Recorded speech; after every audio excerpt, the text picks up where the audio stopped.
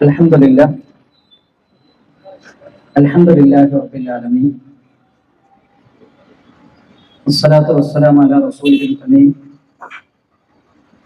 وعلى آله وصحبه أجمعين أما بعد يا أيها الذين آمنوا اتقوا الله حق تقاته ولا تموتن إلا وأنتم مسلمون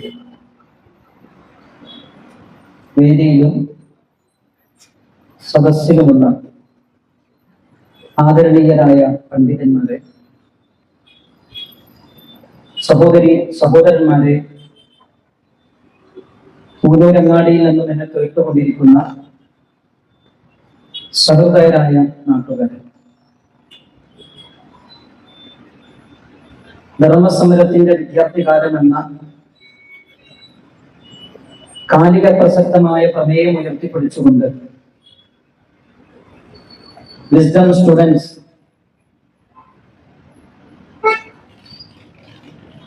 Kerala students conference പ്രഖ്യാപിച്ചിരിക്കുകയാണ്. പ്രൗഢമായ സമ്മേളന പ്രചരണത്തിന്റെ ഭാഗമായി സംഘടിപ്പിക്കപ്പെട്ട ധർമ്മസമര സംഗമത്തിലാണ് നമ്മൾ ഒരുമിച്ച് ചേർന്നിരിക്കുന്നത്. മഗ്‌രിബ് നമസ്കാരത്തിന് മുമ്പ് പ്രൗഢമായ ചില സംസാരങ്ങളും സന്ദേശങ്ങളും നിങ്ങൾക്ക് കൈമാറിയിട്ടുണ്ട് എന്ന ബോധ്യമുള്ളത് കൊണ്ട് തന്നെ വളരെ പ്രധാനപ്പെട്ട ചില കാര്യങ്ങളാണ് ഈ ഒരു സന്ദർഭത്തിൽ നിങ്ങളെ ഓർമ്മപ്പെടുത്താനും ബോധ്യപ്പെടുത്താനുമുള്ളത്. നമ്മുടെ വിദ്യാർത്ഥികൾ അഭിമുഖീകരിച്ചു കൊണ്ടിരിക്കുന്ന പ്രശ്നങ്ങൾ അത് മുഴുവനും ചർച്ച ചെയ്യുന്ന ഒരു സമ്മേളനമാണ് മെയ് 11 നടക്കുന്നത്. അതുകൊണ്ട് തന്നെ ഈ ഒരു സമ്മേളനം ഏതെങ്കിലും ഒരു പ്രസ്ഥാനത്തിന്റെ മാത്രം സമ്മേളനമല്ല, ഒരു നാടിന്റെ സമ്മേളനമാണ്, എല്ലാവരുടെയും ആഗ്രഹിച്ച സമ്മേളനമാണ് എന്ന് ആമുഖമായി ഓർമ്മപ്പെടുത്തുകയാണ്. വളർന്നു വരുന്ന തലമുറ അനുഭവിച്ചു കൊണ്ടിരിക്കുന്ന പ്രശ്നങ്ങളും പ്രതിസന്ധികളും ഏറെ അറിയാവുന്നവരും ബോധമുള്ളവരുമാണ് നമ്മൾ ഓരോരുത്തരും. ഈ പ്രശ്നങ്ങൾക്കുള്ള പരിഹാരം എന്താണെന്ന് വളർന്നു വരുന്ന തലമുറയെ പഠിപ്പിച്ചിട്ടില്ല എങ്കിൽ, ബോധ്യപ്പെടുത്തിയിട്ടില്ല എങ്കിൽ അതിന്റെ പരിമിത ഫലം വലുതായിരിക്കുമെന്ന് നമ്മുടെ ചുറ്റുപാടുകളിൽ നിന്ന് കേട്ടുകൊണ്ടിരിക്കുന്ന വാർത്തകളും നമ്മുടെ നാട്ടിൽ നിന്ന് നമ്മൾ അനുഭവിച്ചു കൊണ്ടിരിക്കുന്ന പ്രശ്നങ്ങൾ നമ്മളെ ബോധ്യപ്പെടുത്തുന്നുണ്ട്. പത്രമാധ്യമങ്ങളിലൂടെ, ചാനലുകളിലൂടെ പുറത്തു വരുന്ന വാർത്തകൾ നമ്മളെ അസ്വസ്ഥപ്പെടുത്തിക്കൊണ്ടിരിക്കുന്ന വാർത്തകളാണ്. ഈ വാർത്തകൾ കണ്ടുകൊണ്ട് ഒരിക്കലും അത് നമ്മുടെ മക്കളാകരുത് എന്ന്, അത് നമ്മുടെ മക്കളായിത്തീരുമോ എന്ന ആശങ്കയിലാണ് നമ്മൾ ഓരോരുത്തരും.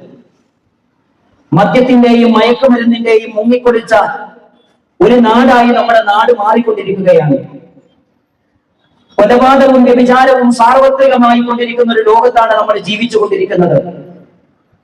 സാക്ഷര കേരളം, അക്ഷര കേരളം എന്ന് അഭിമാനത്തോടുകൂടി നമ്മൾ പറഞ്ഞിരുന്ന നമ്മുടെ നാട് ലഹരിയിൽ മുങ്ങുന്ന നാടായി മാറിക്കൊണ്ടിരിക്കുകയാണ്. സഹോദരങ്ങളെ, ഏത് നിമിഷവും ലഹരിയുടെ മാഫിയയിൽ അവരുടെ കെണിയിൽ വീണു പോകാൻ തക്കത്ത് രൂപത്തിലേക്കാണ് നമ്മുടെ വളർന്നു പറഞ്ഞ തലമുറ മാറിക്കൊണ്ടിരിക്കുന്നത്. കേരളത്തിൽ 1.5 വർഷക്കാലമായി കേരളത്തിൽ 21 വയസ്സിൽ താഴെയുള്ള കുട്ടികളെ കുറിച്ചുള്ള ഒരു കണക്കെടുപ്പ് നടത്തിയപ്പോൾ കേരളത്തിൽ 4000-ൽ പരം വരുന്ന വിദ്യാർത്ഥികളാണ് ഡി അഡിക്ഷൻ സെന്ററിൽ പ്രവേശിപ്പിച്ചത് എന്ന് കേരളത്തിലെ നിയമസഭയിൽ ഒരു സാമാജികൻ അർപ്പിച്ച ഒരു ഡാറ്റയുണ്ട്. ഈ ഡാറ്റയിൽ നിന്ന് നമ്മൾ മനസ്സിലാക്കേണ്ട ചില കാര്യങ്ങളുണ്ട്. അത് 40% ഡി അഡിക്ഷൻ സെന്ററുകളിൽ പ്രവേശിപ്പിച്ച 40% ആളുകളിൽ 40% ആളുകളും 18 വയസ്സിൽ താഴെയുള്ളവരാണ് എന്ന ഞെട്ടിപ്പിക്കുന്ന കാര്യം നമ്മെ ഇരുത്തി ചിന്തിപ്പിക്കേണ്ടതാണ്. പ്രിയപ്പെട്ടവരെ, +2 പഠിക്കുന്ന, ഡിഗ്രി സെക്കൻഡ് ഇയറിന് പഠിക്കുന്ന കുട്ടികളാണ് ഡി അഡിക്ഷൻ സെന്ററുകളിൽ പ്രവേശിപ്പിക്കപ്പെട്ടുകൊണ്ടിരിക്കുന്നത്. മദ്യത്തിന്റെ പോഷക ഗുണങ്ങൾ എണ്ണിപ്പറയുന്ന ജനപ്രതിനിധികളുള്ള ഒരു നാട്ടിലാണ് നമ്മൾ ജീവിച്ചു കൊണ്ടിരിക്കുന്നത്. മദ്യം നാടിന്റെ മുഖ്യ വരുമാനമാക്കി തീർക്കാൻ വേണ്ടി അതിശക്തമായ സംവിധാനങ്ങൾ ഭരണഭാഗത്ത് നിന്ന് കടന്നുകൊണ്ടിരിക്കുന്ന ഒരു കാലത്താണ് നമ്മൾ ജീവിച്ചുകൊണ്ടിരിക്കുന്നത്. വല്ലാത്തൊരു അപകടത്തിലേക്കാണ് നമ്മുടെ കാര്യങ്ങൾ പോയിക്കൊണ്ടിരിക്കുന്നത്. നാം എന്ന ഓരോ വ്യക്തിക്കും ചില കടമകളുണ്ട്, ഉത്തരവാദിത്വമുണ്ട്. നിരാശയല്ല, നിഷ്ക്രിയത്വമല്ല, അതിശക്തമായ സജീവമായ ഇടപെടലുകളാണ് നമുക്ക് ആവശ്യമെന്ന കാര്യം നമ്മൾ ഒരിക്കലും മറന്നുപോകരുത്. നമ്മുടെ കൂടെ ഇരിക്കുന്നവർ ലഹരി ഉപയോഗിക്കുന്നുണ്ടോ ഇല്ലേ എന്ന് തിരിച്ചറിയാൻ പോലും പറ്റാത്ത സിന്തറ്റിക് ലഹരികൾ നമ്മുടെ നാട്ടിൽ വ്യാപകമായി കൊണ്ടിരിക്കുന്ന ഒരു കാലത്താണ് നമ്മൾ ജീവിച്ചുകൊണ്ടിരിക്കുന്നത്. ലോകത്ത് ആയുധ വിപണി കഴിഞ്ഞാൽ ഏറ്റവും ലാഭം കിട്ടുന്ന കച്ചവടം എന്ന് പറയുന്നത് അത് ലഹരിയാണെന്ന കാര്യം നമുക്കറിയാം. ഇന്ത്യയിൽ പഞ്ചാബ് കഴിഞ്ഞാൽ ഏറ്റവും കൂടുതൽ ലഹരി ഉപയോഗിക്കുന്ന സംസ്ഥാനം നമ്മുടെ കൊച്ചു കേരളമാണ്. സാക്ഷരതയിൽ മാത്രമല്ല, കേരളം മദ്യത്തിന്റെ ഉപയോഗത്തിലും മത്സരിച്ചു കൊണ്ടിരിക്കുന്ന ഒരു കാഴ്ചയാണ് നമ്മൾ കണ്ടുകൊണ്ടിരിക്കുന്നത്. സഹോദരങ്ങളെ, നമ്മുടെ നാട്ടിൽ ഇത്രയധികം ലഹരി വ്യാപിക്കാനുള്ള കാരണം എന്താണ്? നമ്മുടെ ഗൗരവതലത്തിൽ ആലോചിക്കുകയും ചിന്തിക്കുകയും കണ്ടെത്തുകയും ചെയ്യേണ്ട ചില കാര്യങ്ങളുണ്ട്. അടിസ്ഥാനപരമായ ചില കാരണങ്ങളുണ്ട് നമ്മുടെ നാട്ടിൽ ലഹരി വളരാൻ. അതിലൊന്നാമത്തത്, നമ്മുടെ സമൂഹം, നമ്മുടെ വളർന്നു വരുന്ന തലമുറകൾ അവര് വിശ്വസിച്ചു കൊണ്ടിരിക്കുന്നത്, അവരുടെ മനസ്സിൽ കൊണ്ടു നടക്കുന്ന വിശ്വാസം എന്ന് പറയുന്നത് ജീവിതം ഒന്നേ ഉള്ളൂ, അത് അടിച്ചു പൊളിക്കണം എന്ന കൺസെപ്റ്റാണ്. മാക്സിമം അടിച്ചു പൊളിക്കുക എന്ന ചിന്തയാണ് ലഹരി വ്യാപിക്കാനുള്ള ഏറ്റവും പ്രധാനപ്പെട്ട കാരണമെന്ന് നമ്മൾ ഒരിക്കലും മറന്നു കളയരുത്. സഹോദരങ്ങളെ, ലിബറൽ കാഴ്ചപ്പാടുകൾ നമ്മുടെ സമൂഹത്തിൽ നിന്ന് വ്യാപിച്ചു കൊണ്ടിരിക്കുകയാണ്. ലിബറലിസം സമൂഹത്തിന് നൽകുന്ന 3 പ്രധാനപ്പെട്ട അവര് മുന്നോട്ട് വെക്കുന്ന ആശയമുണ്ട്. അതിലൊന്നാമത്തത് ഫ്രീഡമാണ്. എനിക്ക് സ്വാതന്ത്ര്യം വേണം. മൈ ബോഡി മൈ ചോയ്സ് എന്നാണ് വളർന്നു വരുന്ന തലമുറ പറഞ്ഞുകൊണ്ടിരിക്കുന്നത്. രണ്ടാമത്, അവർ ലോകത്തിന് മുമ്പിൽ വെക്കുന്ന ഏറ്റവും പ്രധാനപ്പെട്ട ആശയം എന്ന് പറയുന്നത് റൈറ്റ്, എന്റെ അവകാശമാണ് എന്നാണ് അവർ പറയുന്നത്. മൂന്നാമത് അവർ പറയുന്നത് എൻജോയ്മെന്റ്, ജീവിതം എന്ന് പറയുന്നത് ആസ്വാദനമാണ്. ഇതെന്റെ സ്വാതന്ത്ര്യമാണ്, ഇതെന്റെ അവകാശമാണ്, എനിക്ക് ആസ്വദിക്കാനുള്ളതാണ്, ഇതിൽ നിങ്ങളാരും കൈകടത്തേണ്ടതില്ല എന്ന ചിന്തയാണ് വളർന്നു വരുന്ന തലമുറയെ ഭരിച്ചുകൊണ്ടിരിക്കുന്നത്. ഇത് കേൾക്കുന്ന, ഇത് വിശ്വസിക്കുന്ന, ഇത് ഉൾക്കൊള്ളുന്ന ഒരു തലമുറയോട് ലഹരി ഉപയോഗിക്കരുതെന്ന് പറഞ്ഞാൽ, വ്യഭിചരിക്കരുത് എന്ന് പറഞ്ഞാൽ, സ്വർഗരതിയിൽ ഏർപ്പെടരുത് എന്ന് പറഞ്ഞാൽ അവര് പറയും മൈ ബോഡി മൈ ചോയ്സ് എന്നാണ് അവർ നമുക്ക് മറുപടി പറഞ്ഞുകൊണ്ടിരിക്കുന്നത്. മാത്രമല്ല, ഇത് കഴിക്കുന്നവരോട് ശരിയല്ല എന്ന് നമ്മൾ പറയുകയാണെങ്കിൽ അവർ പറയുന്ന ഒരു ന്യായമുണ്ട്. എന്താണ് ഞാനിത് ഉപയോഗിക്കുന്നതിന്? ഞാൻ ലഹരി ഉപയോഗിച്ചാൽ നിങ്ങൾക്ക് എന്താണ് പ്രശ്നം? ഞാൻ സ്വർഗരതിയിൽ ഏർപ്പെട്ടാൽ നിങ്ങൾക്ക് എന്താണ് പ്രശ്നം? ഞാൻ ഫ്രീ സെക്സിൽ ഏർപ്പെട്ട് കഴിഞ്ഞാൽ നിങ്ങൾക്ക് എന്താണ് പ്രശ്നം? അത് അനുഭവിക്കേണ്ട പ്രശ്നങ്ങളെല്ലാം ഞാനല്ലേ, നിങ്ങൾക്ക് എന്തെങ്കിലും നഷ്ടങ്ങളുണ്ടോ എന്നാണ് വളർന്നു വരുന്ന തലമുറ നമ്മോട് ചോദിക്കുന്നത്. നിങ്ങൾ നോക്കൂ, ലിബറലിസത്തിന്റെ അടിസ്ഥാനം എന്ന് പറയുന്നത് ഹാം പ്രിൻസിപ്പിൾ ആണ്. ഹാം പ്രിൻസിപ്പിൾ എന്ന് പറയുന്നത് ഞാൻ ഉപയോഗിക്കുന്നത് മറ്റുള്ളവർക്ക് ഉപദ്രവകരമല്ലാത്ത കാലത്തോളം ആരും എന്നോട് ചോദിക്കാൻ വരേണ്ടതില്ല, ഇതെന്റെ നന്മയാണ് എന്നാണ്. നന്മ പഠിപ്പിക്കുന്നിടത്ത് സമൂഹത്തിന് പാളിച്ചകൾ സംഭവിച്ചിട്ടുണ്ട് എന്ന് നമുക്കിവിടെ മനസ്സിലാക്കാൻ കഴിയും. നന്മയും തിന്മയും തീരുമാനിക്കേണ്ടത് നമ്മളല്ല, മനുഷ്യനെ സൃഷ്ടിച്ച ഏകനായ സർവാധിനാഥനായ റബ്ബാണ്. എന്നാൽ ഇവര് പറയുന്നത്, നിരീശ്വരവാദികൾ ഇവിടെ പഠിപ്പിക്കുന്നത്, ലിബറലിസം ഇവിടെ പഠിപ്പിക്കുന്നത്, ഞാൻ ഉപയോഗിക്കുന്ന ഒരു കാര്യം മറ്റൊരാൾക്ക് ഉപദ്രവകരമല്ലെങ്കിൽ അതെനിക്ക് നന്മയാണ് എന്നാണ്. ഇതുകൊണ്ടാണ് നമ്മുടെ നാട്ടിൽ ലഹരി ഇത്രയും അധികം വ്യാപകമാകാനുള്ള കാരണമെന്ന് നമ്മൾ ഒരിക്കലും മറന്നു കളയരുത്. രണ്ടാമത്തെ കാര്യം, എളുപ്പം പണമുണ്ടാക്കാനുള്ള മാർഗമാണ്, വഴിയാണ് ലഹരി എന്ന കാര്യം നമ്മൾ ഒരിക്കലും മറന്നു പോകരുത്. നിങ്ങൾ നോക്കൂ, ഒരു 2-3 കൊല്ലങ്ങൾക്ക് മുമ്പ് കോവിഡ് കാലം ജീവിതം വഴിമുട്ടിയ ആയിരക്കണക്കിന് മനുഷ്യരുടെ കഥനത്തിന്റെ കഥകൾ നമ്മൾ കേട്ടിട്ടുണ്ട്. നമ്മുടെ പ്രിയപ്പെട്ട സുഹൃത്തുക്കൾ ജോലി നഷ്ടപ്പെട്ടുകൊണ്ട് നാട്ടിൽ അരപ്പട്ടിണിയായി മുൾപട്ടിണിയായി ജീവിച്ച ഒരു കാലം ഇവിടെ കടന്നുപോയിട്ടുണ്ട്. അന്ന് അവർക്ക് പണം എളുപ്പത്തിൽ സമ്പാദിക്കാനുള്ള ഒരു മാർഗമായി അവർ സ്വീകരിച്ചത് ലഹരിയുടെ കച്ചവടമായിരുന്നു. ഞാൻ ചെറിയൊരു ഉദാഹരണം പറയാം. കോഴിക്കോട് ബസ് സ്റ്റാൻഡിൽ നിന്ന് ഒരാൾ രാവിലെ അല്ലെങ്കിൽ വൈകുന്നേരം ബസ് കയറുകയാണ്. ബാംഗ്ലൂരിലേക്കാണ് ബസ് കയറുന്നത്. ബാംഗ്ലൂരിലേക്ക് രാത്രി എത്തിക്കഴിഞ്ഞാൽ, രാവിലെ അവിടെ എത്തിക്കഴിഞ്ഞാൽ അവിടെ ഒന്ന് ബാത്റൂമിലൊക്കെ പോയി ഒന്ന് ചായയൊക്കെ കുടിച്ചു വരുമ്പോഴേക്ക് ഒരു 50 മില്ലി വരുന്ന 50ഓളം വരുന്ന NDMന്റെ പാക്കറ്റ് അവർക്ക് കൈമാറുകയാണ്. ഒരു പാക്കറ്റിന് 2500 രൂപക്കാണ് അവർ വാങ്ങുന്നത്. നോക്കണം, കോഴിക്കോട് നിന്ന് ബാംഗ്ലൂരിലേക്ക് ചെന്ന് അവിടുന്ന് അവിടുത്തെ കച്ചവടക്കാരിൽ നിന്നും 2500 രൂപക്ക് മയക്കുമരുന്നിന്റെ 50 മില്ലി വരുന്ന ഓരോ പാക്കറ്റുകൾ വാങ്ങി തന്റെ അണ്ടർവെയറിന്റെ ഉള്ളിലേക്ക് ഭദ്രമായി സൂക്ഷിച്ചു വെച്ച് വീണ്ടും കോഴിക്കോടേക്ക് ബസ് കയറുന്നു. കോഴിക്കോട് ബസ് സ്റ്റാൻഡിലേക്ക് വന്നിറങ്ങിയിട്ട് ആവശ്യക്കാർക്ക് അത് വിൽപ്പന നടത്തുന്നു. എത്ര പൈസക്കാണ് അവർ വിൽപ്പന നൽകുന്നത്? 2500 രൂപക്ക് വാങ്ങിയ ലഹരി പദാർത്ഥം, 2500 രൂപക്ക് വാങ്ങിയ MDMA, 2500 രൂപക്ക് വാങ്ങിയ സിന്തറ്റിക് ലഹരി 3000 രൂപക്കും 9000 രൂപക്കും 6000 രൂപക്കും വിൽപ്പന നടത്തുന്നു. എങ്ങനെയാണ് ഈ കച്ചവടം പുതിയ തലമുറ ഏറ്റെടുക്കാതിരിക്കുക? വമ്പൻ ലാഭമാണ്, ഇരട്ടി ലാഭമാണ്. ഇതാണ് പുതിയ സമൂഹത്തെ, പുതിയ തലമുറയെ ലഹരിയിലേക്ക് എത്തിച്ചത് എന്ന കാര്യം എന്റെ പ്രിയപ്പെട്ട പൂനൂരിലെ സഹോദരങ്ങളെ നമ്മൾ ഒരിക്കലും മറന്നു കളയരുത്. മൂന്നാമതൊരു കാര്യം എനിക്ക് ഓർമ്മപ്പെടുത്താനുള്ളത്, ലഹരി നമ്മുടെ സമൂഹത്തിൽ വ്യാപിക്കാനുള്ള മൂന്നാമത്തെ കാരണമെന്ന് പറയുന്നത് വളർന്നു വരുന്ന തലമുറ അനുഭവിച്ചുകൊണ്ടിരിക്കുന്ന അസ്വസ്ഥതയാണ്. അതാണ് ലഹരി ഉപയോഗിക്കാനുള്ള ഏറ്റവും പ്രധാനപ്പെട്ട കാരണം. നിങ്ങൾ നോക്കൂ സഹോദരങ്ങളെ, നമ്മുടെ കുട്ടികൾ, വളർന്നു വരുന്ന ടീനേജിലുള്ള കുട്ടികൾ ഏറ്റവും കൂടുതൽ അവർ ഉപയോഗിച്ചുകൊണ്ടിരിക്കുന്നത്, അവർ സ്ക്രീൻ ടൈം, നമ്മുടെ പ്രിയപ്പെട്ട മക്കളുടെ സ്ക്രീൻ ടൈം നമ്മൾ പരിശോധിച്ചു കഴിഞ്ഞാൽ 8 മണിക്കൂറും 9 മണിക്കൂറുമാണ്. മാത്രമല്ല രാത്രിയിലാണ് നമ്മുടെ മക്കൾ ഏറ്റവും കൂടുതൽ മൊബൈൽ ഉപയോഗിക്കുന്നത്. രാത്രി ആരെയാണ് ചാറ്റ് ചെയ്യുന്നത്? ആരോടാണ് അവർ സംസാരിക്കുന്നത്?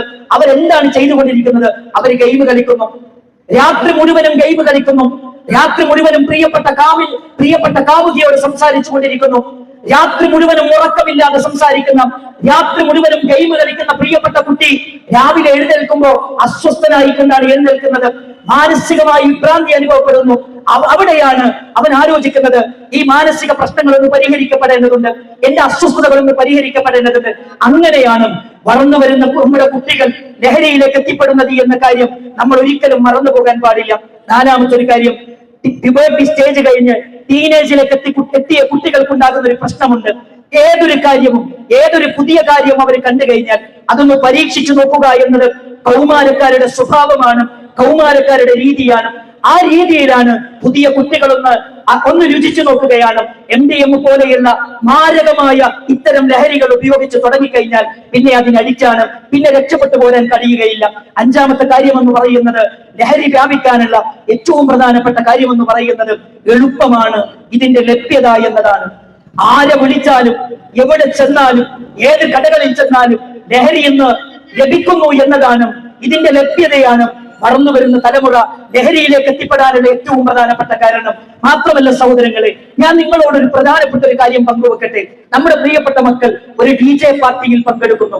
ഒരു DJ പാർട്ടിയിൽ പങ്കെടുത്ത് ഒരു 10 മിനിറ്റ് 15 മിനിറ്റ് നല്ല അടിപൊളി പാട്ടിട്ടിട്ട് ഡാൻസ് ചെയ്യാണ്. എത്ര മിനിറ്റ് നമ്മുടെ മക്കൾക്ക് ഡാൻസ് ചെയ്യാൻ പറ്റും?